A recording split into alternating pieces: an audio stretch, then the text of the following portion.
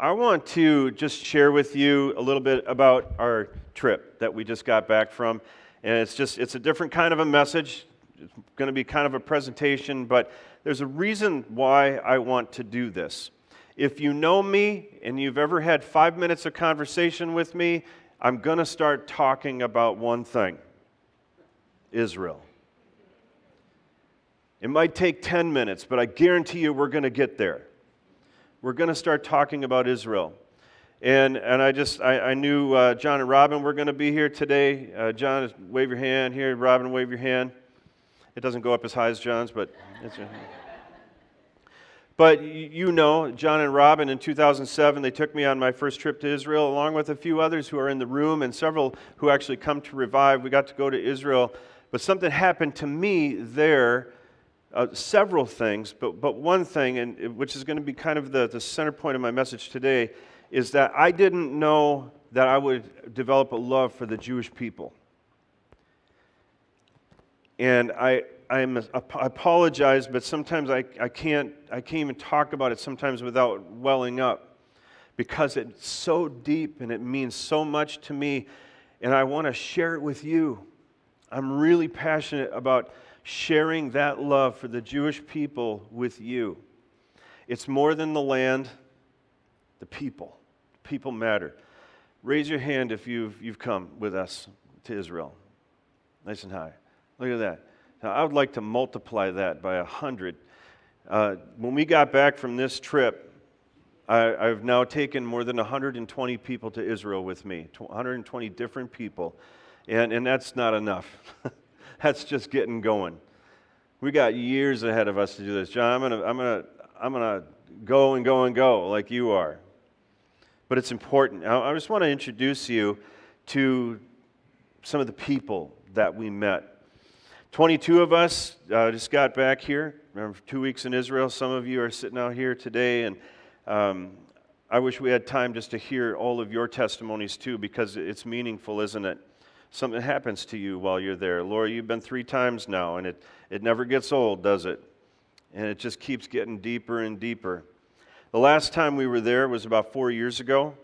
We had to cancel the 2021 trip because of COVID, but we're going to have more trips planned here in the future, and I'm looking forward to that. And I know that some of you, many of you, have expressed a desire to come, and we're going to try to lay out a framework for you to be able to do that and make it as affordable as possible, accessible.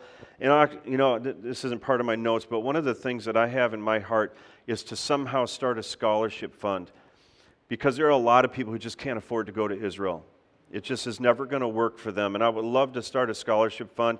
I would love $50,000 in that scholarship fund to help people go to Israel, to get to Israel who would never otherwise be able to get to Israel.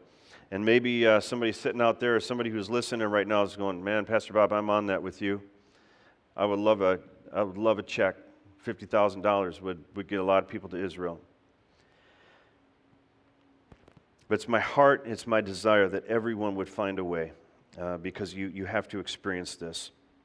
And I want to share a few things about our trip this morning, but the first thing that I want to say is how incredibly special it was to me to again go with her.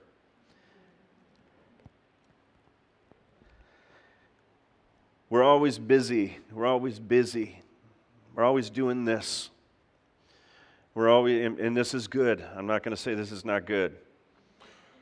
But one of the greatest treasures of my life is to go with her. Isn't that a cool picture of her? She didn't know I took that picture. There's a bunch of pictures she didn't know I took of her that she would be like, don't you ever.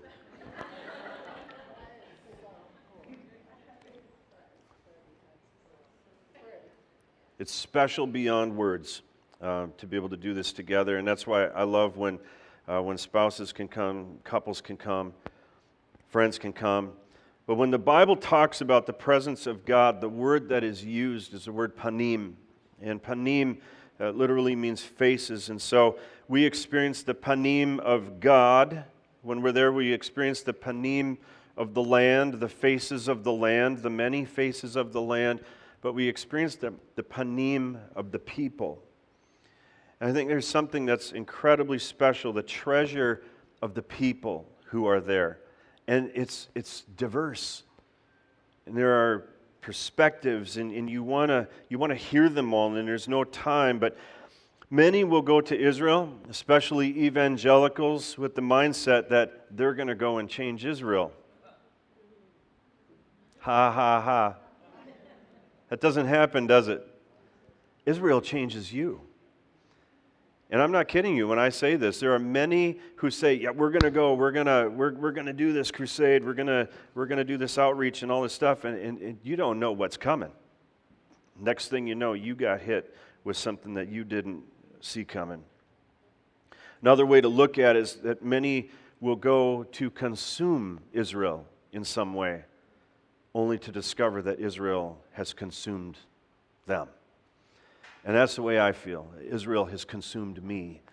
And it's hard to explain. You really just have to go and discover it for yourself. But I want to introduce you to some of the faces, the panim that we met, some of the people that we met. And one of the objectives that I have when I'm planning a trip to Israel, I want to have a great itinerary. I want to have a meaningful itinerary. There are literally thousands of places that you could go. You could go all your life and never go and visit to all of the things that you could see.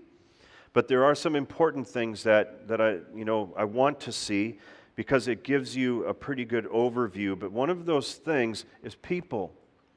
You could go and just do a tour of all the ancient stuff, ruins only. You could do that and never really connect with anybody. I want connection. That's incredibly important. And there are many Jewish people from other countries that have come to Israel. They've made what's called aliyah. They have made their ascent. They have gotten to Israel and made that their new home. And you meet a lot of those people too. Some of them have English accents, but they're Israeli now. They're living there. They are as part of the fabric of Israel as anyone could be. And so the first one I want to introduce you to, because she was the first one really that we met aside from our driver and our guide, is Joanna. And so Joanna is in the green shirt there. Joanna is a guide, and I believe she's from England. She had a wonderful English accent, but she is Jewish. I do not think that she is a Messianic Jewish person, but she taught us some stuff there that I thought was very interesting. I'm not going to talk a long time about it, but I think about this. In our lives, we pretty much have everything around us that we need. When you say that, you come home, even the poorest of the poor here, you really have access to a lot of the things that you need. And then you have access to a lot of things that you enjoy that you really don't need. Until you go here, or places like this, you realize how important a single tree can be. It's true, isn't it? Until you go here, you don't realize how important the fruit of those individual trees really is. When you see a carob, and I don't have a picture of a carob, but maybe we should bring some carob snacks here. How about that, John? We get some carob snacks. But you can eat these things. I mean, you see what sustained Israel. You see what sustained the ancient people, and you get up close and you meet it. Just like meeting a person, you meet that shrub, that plant, the things that they used, the things that they grew, that they traded. All of this is incredibly important, and you would never realize how much that plays into the biblical story as it does until you see it, until you see how the ancients used it. And some of these things they still do, like olives. But she introduced us to the trees and the shrubs that you'd find throughout Israel and taught us how each one was significant to the inhabitants of the land. It's the land, they call it the land of the seven species. In Deuteronomy 8:8, you don't have this up here, but I'm just going to read this. It's a land of wheat and barley, vines, which is grapes, fig trees, pomegranates, a land of olive oil, and honey, which is dates, date honey. And so you start to realize what these things really are. And you see the importance of it. And you start walking by and you go, there's a carob tree. That's an almond tree. It's pretty cool. But it means something. But not only that, hyssop and other trees and plants, it's just more than reading words. And I just want you to know that. The next person we met, his name is Ariel. He's a wonderful Jewish man at what is called the Atlit Detention Center. Do you have a picture of Ariel? He's the guy in the middle there in the blue shirt. That's a group photo of us there. But Ariel, he led us through the Atlit Detention Center. And one of the things that I like to do when I bring people to Israel is I like to touch on the ancient. You need to know the ancient, but you also need to know the relatively modern history of Israel, including the Holocaust. And I'm going to talk more about this in a bit. But this detention center was opened during the 1930s and the 40s primarily, and Jewish people would come in here. They were flooding the nation. Thousands, tens of thousands of them were coming on ships, and there wasn't enough room.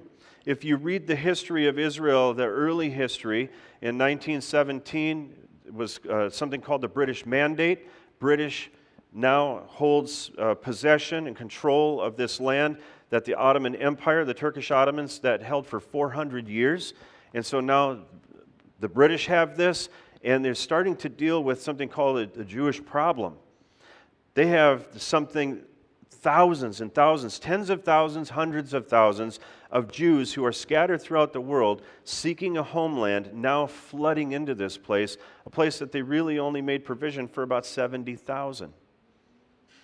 Imagine 700,000 wanting to come, where 70,000, where there was only room for that. And they had to do something with that, and a lot of them were being turned away. They had this detention center that because these people technically, they had come illegally. Jews coming to Israel illegally. Imagine that. And so Ariel, he was passionate. He wanted people to see what people were going through. That detention center was a great place to go.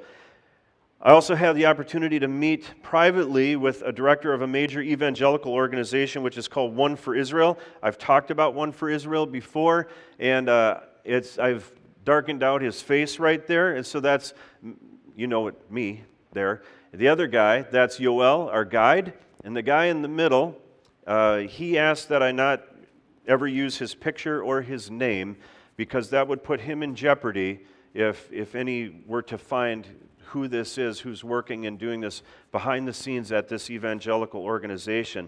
But they are very successful at evangelizing both Jewish and Arab populations of Israel, and something that is important for supporting them. If you want to write that down real quick, oneforisrael.org, I would encourage you, look them up on Facebook, give them a like, look up their YouTube channel, subscribe to it, and watch what they're doing. You will be introduced to something pretty different, pretty new, and it's a great education. You will see their videos about Jewish men and women coming to Messiah, finding out who he is, listening. Have you ever seen those I Am Second videos where you have somebody sitting in a chair, a light's on them? It's kind of like that. And these, How I Met Messiah. And these are incredible stories. Some of them will just make you weep. But we had a great conversation. I almost used his name. We had a great conversation, and I told him that One for Israel was one of the organizations that I wanted Revive Church to support in Israel. And he said, you know what, we've got a great amount of support. He said there's actually, and he gave me the name and the contact of a young man who is pouring himself out, privately funded, to do what they're doing. He said, I would love to see you support him. And so someday, as a church here coming up, we probably will support him, because he is literally, like he said, pouring his life out to evangelize Jews and Arabs in Israel. It's pretty powerful. But he said something that really stood out to me. He said that many American evangelicals have what he calls bomb shelter eschatology. And I was like, what do you mean by that? And he said, well, when we think of the end times, we have the thought of self-preservation in mind. I was like, interesting. Bomb shelter eschatology. We're born again, and we're still worried about ourselves. Does that make sense? That was enlightening to me. And so in our conversation, he said, we can run to the bus stop at the sound of the tribulation waiting to be carried out of here. We can run to the bomb shelter with our stockpiles to hide and wait it out, or we can run into the harvest and get working saving souls. That was a huge statement to me. And I'm thinking, you know what? I'm saved. I'm ready to run into the harvest. How about you? Jesus said, what did he say? The harvest is plentiful, but the laborers are few. And so so one of the things you go to Israel, the 3 P's of Israel too is people, places, and perspectives. I got a new perspective right there. I just want to share that with you. So we went to Haifa. Haifa is a beautiful town on the coast, and we met this precious 90-year-old Holocaust survivor. Her name is Manya. And so you see Manya sitting there. Manya, we got to meet her on the last trip in 2019, and I was so happy that she was going to be our speaker at this place. This is called the Haifa Home, and it is run by what's called the ICEJ, the International Christian Embassy Jerusalem, and it's run by Christians. Christians wanting to give a good life to Holocaust survivors so that they can finish out their days in peace and safety and people taking care of them. But Manya escaped when she was just 8 years old from the Holocaust and what was going on. The woman who is standing next to her, the tall woman there, her name is Judith. Judith is a Christian woman. She's from Sweden, speaks fluent Hebrew, and it's her passion to minister to these Jewish Holocaust survivors. And we'd met Judith in the past, and we were excited to see her again. But Manya wrote a book, and Lauren's got a couple of images back there from her book, but I have it right here. Manya wrote, and just hold that for a second here.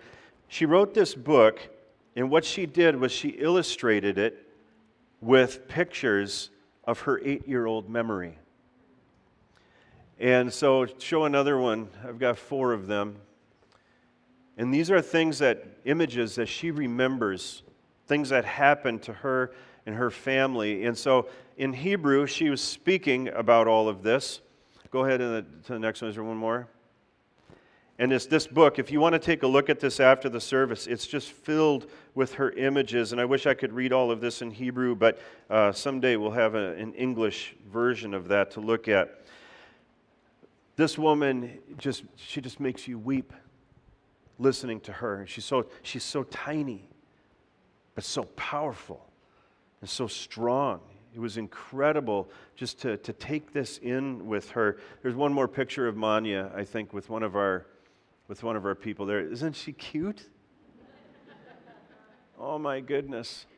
That's Karen, and Karen had just given Manya a necklace. You can't see the necklace in the picture, but I'll say something about that here in just a second. But she wrote this book. She illustrated it. It's her 8-year-old self trying to tell the world of what's going on. Israel has nearly 194,000 Holocaust survivors living there today, and about a third of them, and this is a problem, about a third of all of them, that's a lot, are impoverished, they're ill, or they live alone, or all 3. And the Haifa Home here is a place that will attend to those needs. They don't do it on their own. They take donations and help and support, but that's something that I would love for you. If you feel compelled to look up the Haifa Home, the ICEJ, if you feel like, man, this really touches my heart, I want to support this, please do. The Holocaust, a lot of us in America, especially the generations now, don't know a lot about the Holocaust. It's not taught very much. It's not taught very deeply. You might have heard the word. You might know what it pertains to a bit, but not much. But the Holocaust began in January of 1933. It didn't end until 1945.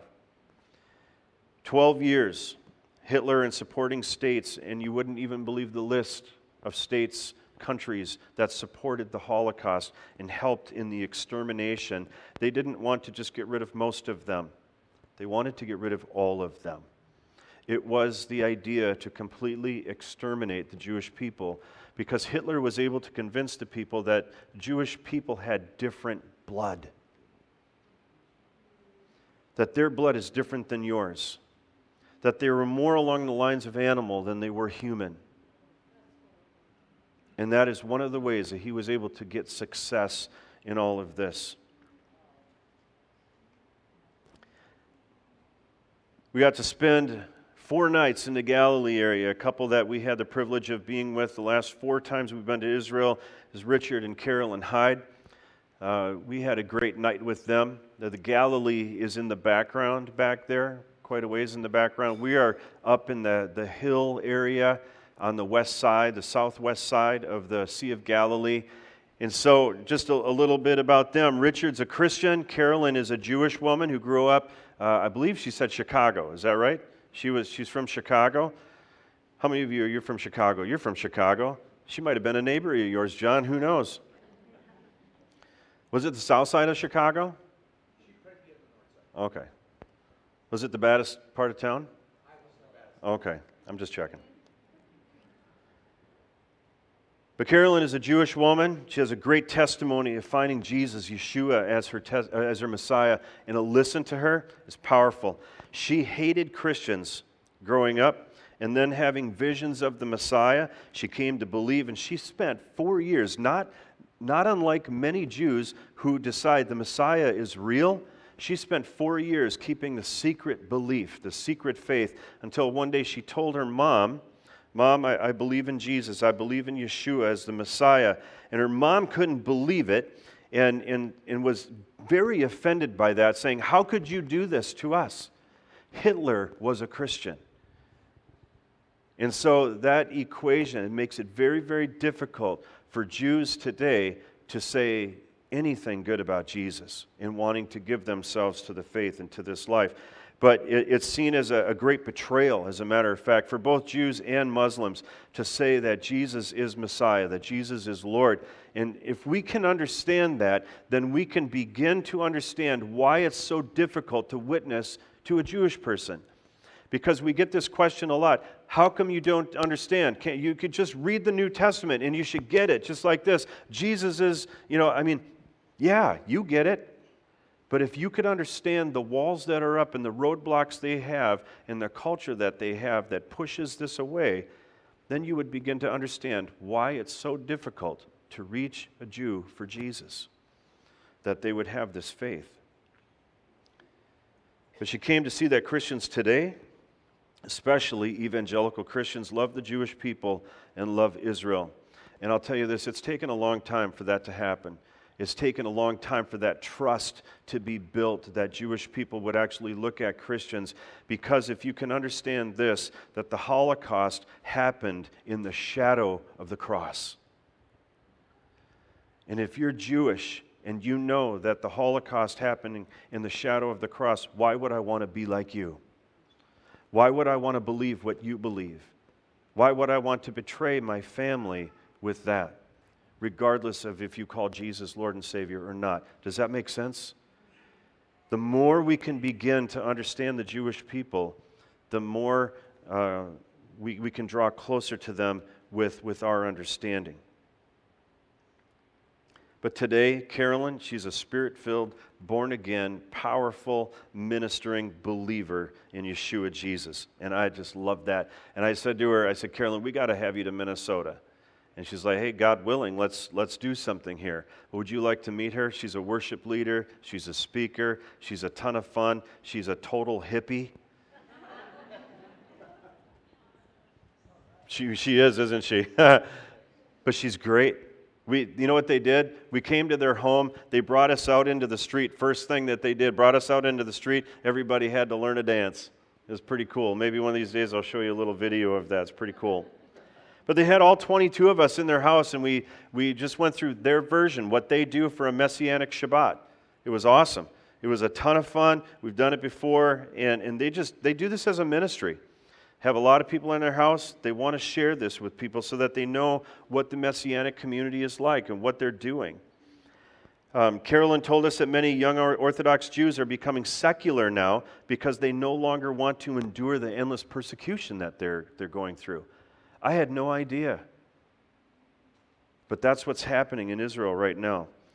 So although there's persecution, there is persecution, technically it's illegal to actually speak about Jesus to anyone under 18 in Israel. You could go to jail for that, whether you're a tourist or not. So you can't say, oh, I'm American. Oh, then we'll let you off the hook. You're out of here. You can't do it. So you have to be 18 and older in order to be witnessed to. Their son Ari, and here's another one. You can put up the Tree of Life. There you go. Their son Ari has a ministry called Tree of Life, and I want to encourage you to look this up too. One for Israel and Tree of Life, they do something very similar. They have their main things that they focus on, but they have a powerful ministry getting out there and talking to the Jewish people and the Arab people and telling them the truth about Jesus. It is really, really good. We had the privilege of meeting somebody, his name is Rabbi Judah, and he is the new leader of the Nativia Messianic Synagogue in Jerusalem. John, did you ever meet Joseph Shulam face to face? No, we talked by phone. By phone? This is his replacement. Really? Yeah. Yep. This is so Rabbi Judah took the place of Joseph Shulam, and most of you, probably not any of you, really know who that is, but Joseph Shulam is a pretty big deal in the Messianic community in Israel. He's got all kinds of resources, books, videos. I love listening to him. John does too. We have a lot of resources that we use, and this is a good place to go to. But they're another flavor of Messianic Judaism in Israel. And so we got to go there. Is there another? Well, you can't really see it, I guess. They had us, go to the next picture. There it is. That is a handwritten Torah scroll. And what was really cool is that Rabbi Judah, he took it out. Alex, where are you? Here's Alex. So Alex got to do something really cool. He got up there and he got to help him to unveil it. And he put his hands on there, tipped it up, and they opened it up. And he was the first one that got to see it opened up there on the table. It was very, very cool, very special. Most of us, if not all of us, got our pictures with the pointer, the yod that you use. You don't touch that with your fingers. You touch it with a little thing it's got a little hand. Looks like a hand, and it's on the end of a stick, and you use that to follow along and to point. But go back to the previous picture now, Lauren. Okay, so John, listen to this. The young man that's off in the corner going, okay, do you know who that is? That is the son of David H. Stern. That's Daniel Stern. And if they would have told me that when I was standing there, I would have been, like a little bit starstruck, maybe a little. But David H. Stern is another person in the Messianic community. He wrote the Jewish New Testament, the Jewish New Testament commentary, and the complete Jewish Bible. 3 incredibly important resources if you want to learn about the Jewish culture, the faith that you believe in, the Jesus you believe in. And what David H. Stern did to a huge degree is put the Jewishness back into the gospel that belonged there to begin with. And so these are amazing resources, but it wasn't until after we got back on the bus that I found out that was Daniel Stern, David H. Stern's son. And I'm like, no way. Just pretty wild to be there with these guys. They are doing an incredible work for Jesus in Jerusalem. Let's see here. The next person. A lot of our group didn't get to meet him, Avihu, but this guy in the middle, his name is Avihu Cohen, and he's somebody that I met in 2016 with, does anybody remember Avihu? Okay, so some of you have seen him speak. We didn't have time enough for Avihu to speak, but I want to tell you a little bit about him. He's a retired major in the IDF. He's a licensed guide in Israel. He goes to Torah class 6 nights a week, has 1 million children. He owns a construction company. I don't know, he's got a gaggle of kids. I mean, you see a picture of this guy, there's not even enough room in the picture for all his kids. But he owns a construction company, and this is what's unique about Avihu. Avihu, so he's military, religious, he has a construction company, and he employs 60 Palestinian Arab Muslims. And if you ask the media in America today if that should be possible, that should not be possible. And this is one of the reasons why you need to meet people. You need to see them. You need to know their story, to know exactly what's really going on in Israel. He loves them, and they love him. He takes great care of them. During the month of Ramadan, he gives them off and pays them. Now you tell me what kind of heart that is. That's incredible. So that's our friend Avihu. And Avihu has a vision. Avihu says that God put in him a vision to build a bridge between Orthodox Jews and evangelical Christians. And it's the same vision that I feel. And when God brought us together, we have a real kindred spirit together, and we speak and message throughout the year, but I love to see Avihu, and that's Scotty Lene who's standing next to him. So I wanted Scotty, who is a colonel in the U.S. military, to meet Avihu, who is a major in the IDF. The next one, this is pretty cool. This guy, his name is Moshe, and that's another guy that John knows. First thing I did, I walked into the store, I said, "Hey Moshe, do you know John Ferret?" And he goes, "Yes, I know John Ferret." It was very cool to be able to get to meet him. But here's something unique about Moshe. And there aren't very many who do what he does, but also Avihu does this. But he is willing.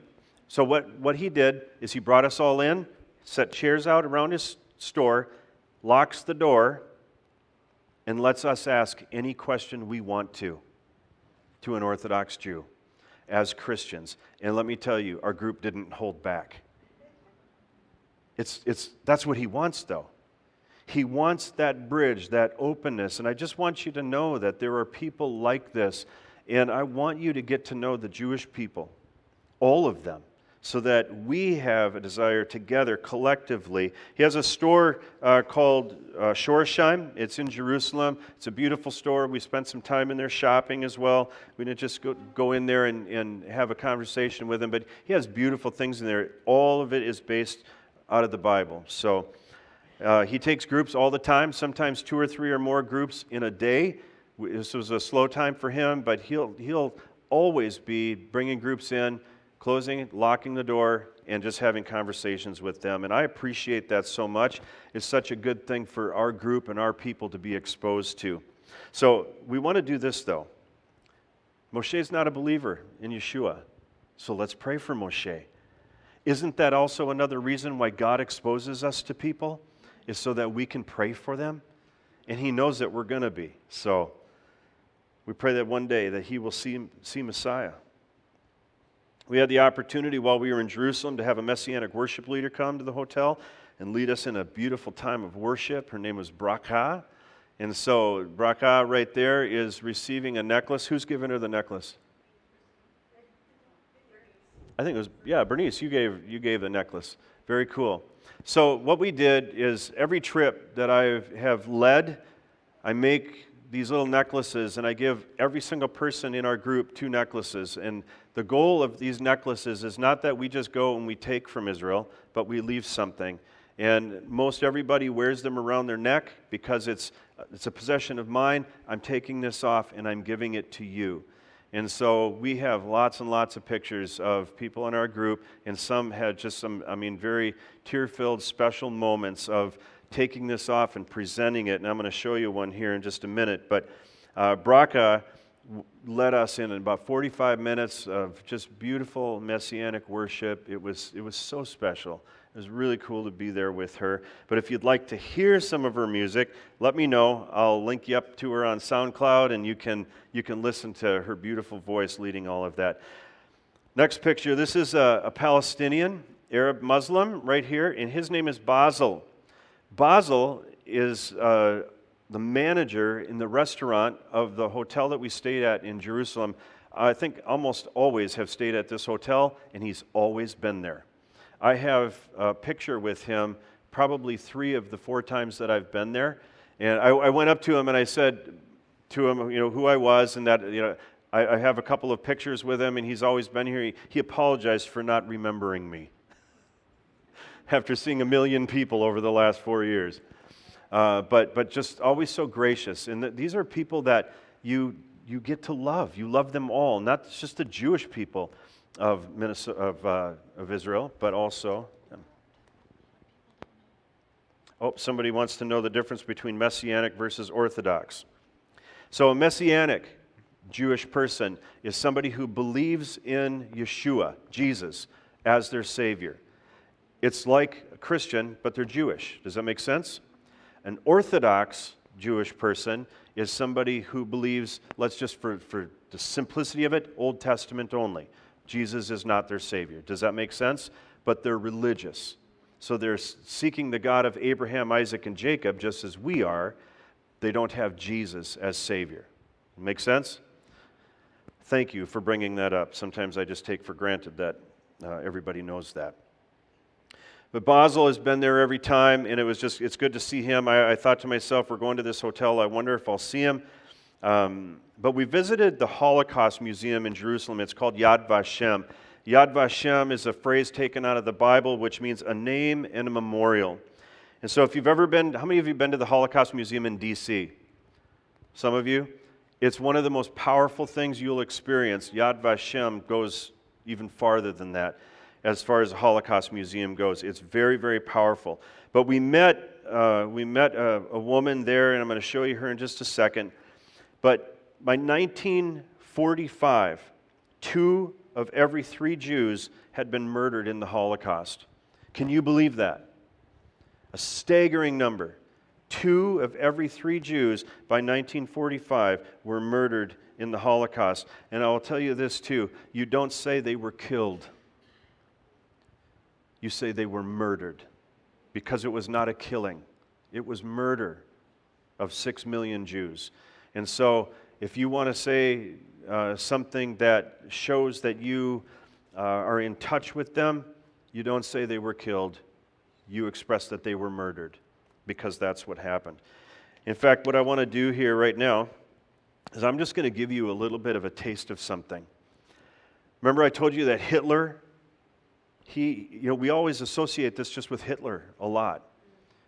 But I want you to see this. There were other nations, states, that participated in the Holocaust, and these were neighbors killing neighbors, murdering neighbors.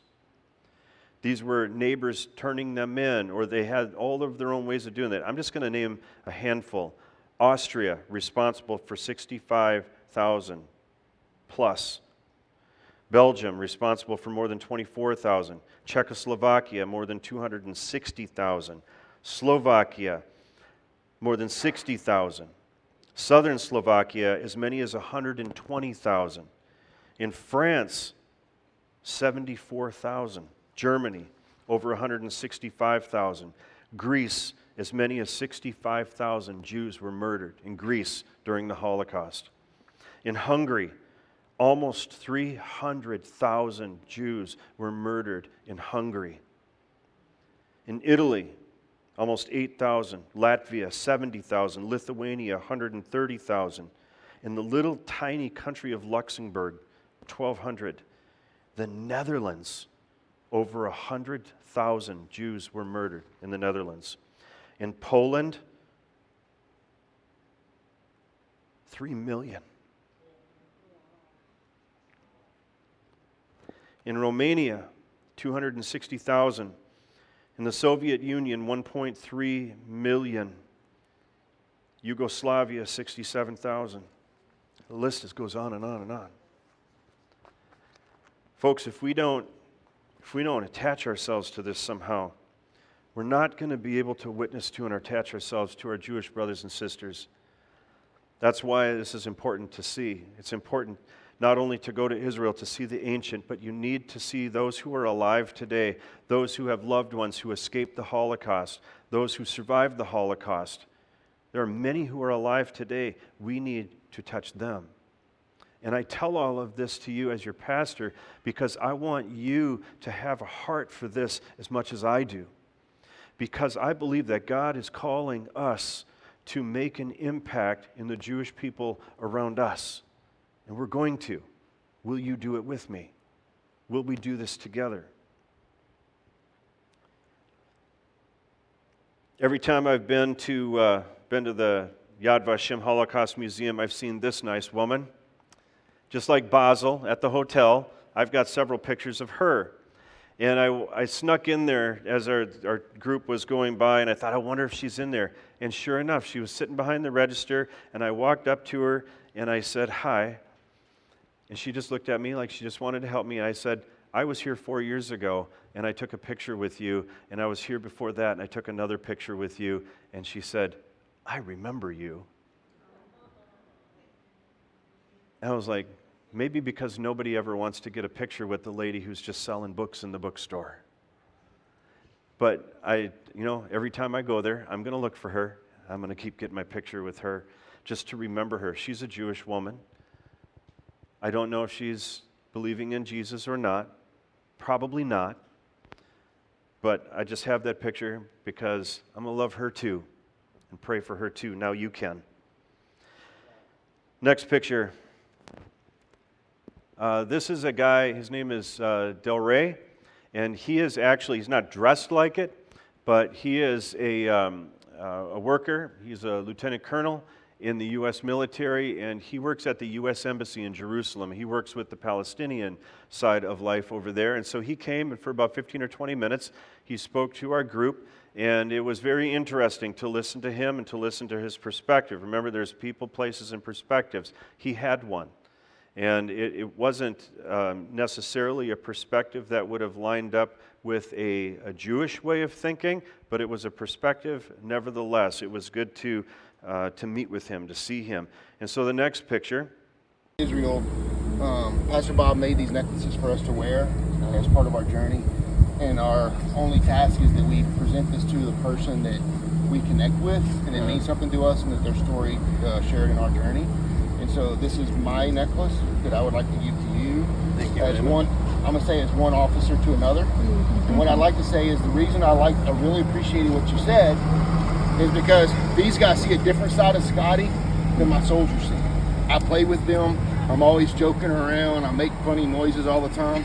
They never see what my wife sees, which is the seriousness of what it means when our country entrusts their most precious resource in our command. And I really appreciated you bringing that out, because there is a different side of Colonel Lene that Scotty Lene is not the same person. And so you clearing that up and sharing that with them, I really appreciate. And so I would like to give Thank you very this much. to you. And then get your ear in there. And then the second thing I want to give you is What unit are you in? we're getting there. Okay. We're getting there. So this is my coin. Okay. And if you've worked with American armies, and you know Yeah, that I you know. know what's about to happen here, Yeah, right? I know it's about to happen. Yeah. So this is my group. Okay. I'm a group commander. I command the 7th Psychological Operations Group out of Mountain View, California. Okay. And so I have about 2,000 soldiers that are under my command. I'm a current commander in this. And this is my coin with my name on it. And it says on this side, 7th Psychological Operations Group with my unit crest, and then my 4 battalions that are underneath me. And then our call sign, which is Nightmare, because we're psychological operations, we're pretty scary, right? And then it's me with my command sergeant major on here as well. Okay. So Thank you for very your much. awesomeness. Thank you. Thank you. Thank you very much. Thank you very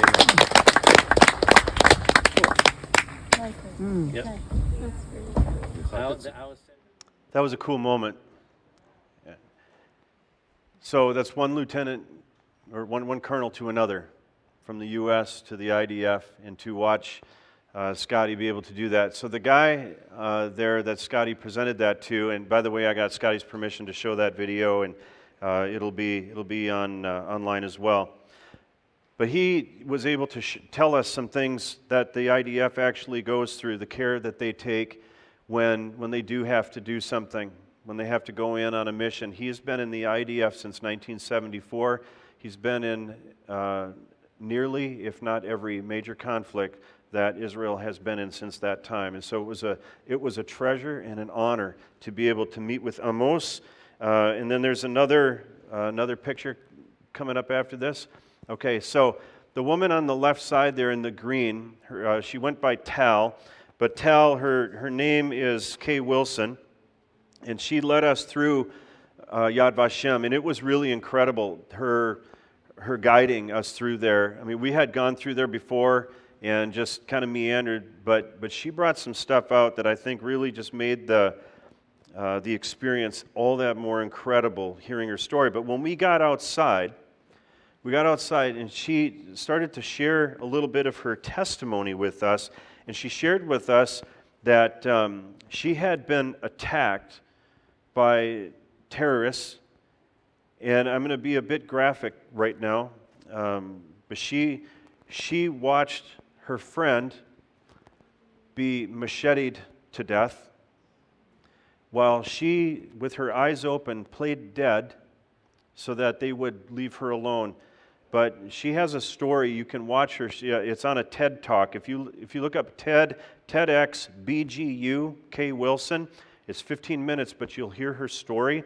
And this is a book that she wrote, and she let us know after going all the way through the Yad Vashem Holocaust Museum, and her story is incredible. She is a Jewish woman. She is not a Yeshua, Jesus-believing Jewish woman, but we want to pray for her too. But she survived this attack in 2010 and has since gone on to speak, to overcome all of the things that go with this. She said that one of the machetes that went in through her sternum missed her heart by 4 millimeters. And she tells the story that she had to limp her ragged body. Her only thought was, I need to get out of the woods and get to a place near my car where they will find me, where someone will find me. Well, she actually got met with people. They took care of her, and obviously she has survived this attack and now is going on to minister. These are the people we meet. These are important people. And God intersects us with these kind of people. But I want to encourage you to take a look at her book, look her up online, and you'll see just how incredibly special she is. But we're talking about faces. Two more. Lauren, did you get my email? I sent you? Okay. Two more that I want to show you. There's our driver. That's Berudi. Berudi is a Palestinian Arab Muslim. And he's our driver. And he sits there listening to our Messianic Jewish guide speak everything. And you know what's cool? They totally get along, don't they? Pretty incredible. Berudi gets a lot of love, on and off the bus. It's high fives, handshakes, and hugs by the end. You develop a relationship with them. And it's wonderful. And I'll tell you what, of all the trips we've taken, he was probably the best driver we've ever had. He was so incredibly good. And then there's another picture of our guide, Yoel. I want to show you this. The flag picture at Masada, Lauren. It's one of the last pictures, like third to the last picture maybe. There we go. So there we are, standing at the top of Masada. I wish the wind was blowing hard so you'd see that outstretched flag, but that's our group, and that's our guide, Yoel. He was amazing, 38 years old, wise beyond his years, and he led us through on just an extraordinary tour. We were blessed. But why do I show you all of these people? It's because personally I love them, and I want you to love them too. This is a lot, and we met more people than this. All of our group met more people than this. But many of those that I showed you, they don't know Jesus as their Savior. And I want you to think about them, and I want you to sow your prayers into them, that you would think about they need Jesus as much as anybody. And in the gospel, Jesus taught the Jew that the Gentile was their neighbor. And today, what we have to remember is that the Jew is our neighbor. And I want you to join me in praying for the Jewish people of Forest Lake, of Minnesota, and how we might be reaching out to them because they need to know Jesus just as much as anybody else. Amen? In fact, the Jewish people, for as prominent as they are probably one of the highest unreached people groups with the gospel. And we can change that. I want to change that. There's one more picture that I want to show you. Maybe it's two, the next one. You see a picture of me and some others in our group. No, go back, babe. Go back.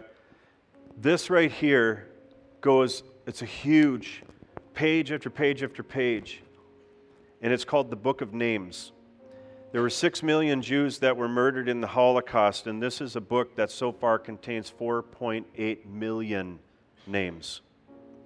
They are trying to honor every single one that they can, and year by year they get more and more names that will get added to this.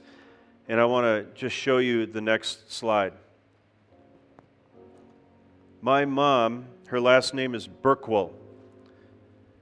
And when her great-grandfather came to the United States, he changed his name from his Jewish name, Bergal, to Burkwell, and he was from Ukraine. And I, along many others in our group, I'm just showing you my story, my picture. But if you look in the middle, the top 2/3 of that, you'll see the name Bergal from Ukraine. And I'm not going to kid you, when I saw that, my heart just was broken. Because there's probably a pretty good chance that those are relatives of mine. How many of you found relatives of yours in that book? So a few of you. So these are faces that we will never see. And I want to introduce you to them as well. But I want to thank you, Revive Church, just for letting us go, for letting us be gone, for those few weeks, doing what you do. You're faithful here. I would love to find a way to get you to Israel if you can go someday. But if you can't come to Israel, we want to bring Israel to you so that you learn these things. They're important. Would you stand? Let's sing.